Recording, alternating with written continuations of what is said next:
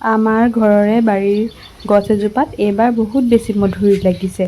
মধুৰি খাই যে মই বহুত ভাল পাওঁ। আপোনালোকে মধুৰি খাই ভাল পায়নে বাৰু? আবাই ডিউটিৰ পৰা আহিয়েই এইফালে এয়া চাওকচোন মধুৰি পাৰি আছে।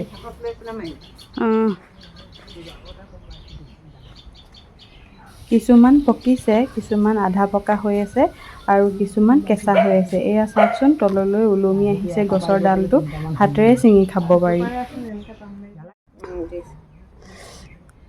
ইমানকেইটা পৰা হ'ল মধুৰি। বহুত বেছি টেষ্টি আমাৰ বাৰীৰ মধুৰি। ইমান ডাঙৰ চাওকচোন। এইটোও ডাঙৰ চাওক, ইমান ডাঙৰ, ইয়াতকৈ ডাঙৰো হ'ব। এতিয়া আৰু পাৰিছে অকণমান আধা পকা আধা কেঁচা হৈ আছে কাৰণে।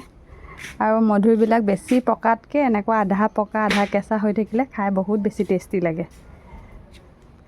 এটা খাওঁ।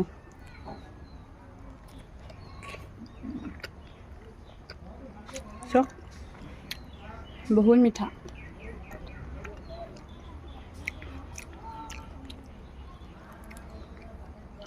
এনেকুৱা বিলাতী মধুৰিবোৰ ইয়াতকৈ ডাঙৰ হয়, কিন্তু বিলাতী মধুৰিবোৰৰ মই ইমান সোৱাদ নাপাওঁ, ইমান ভাল নালাগে। কিন্তু আমাৰ বাৰীৰ এই মধুৰিকেইটাৰ সোৱাদ বহুত বেছি মিঠা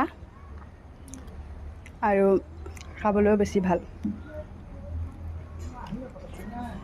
অভাৰ পকি যোৱাটোতকৈ এনেকুৱাটো খাই বেছি ভাল লাগে। আপোনালোকেও আহিব আমাৰ ঘৰলৈ মধুৰি খাবলৈ।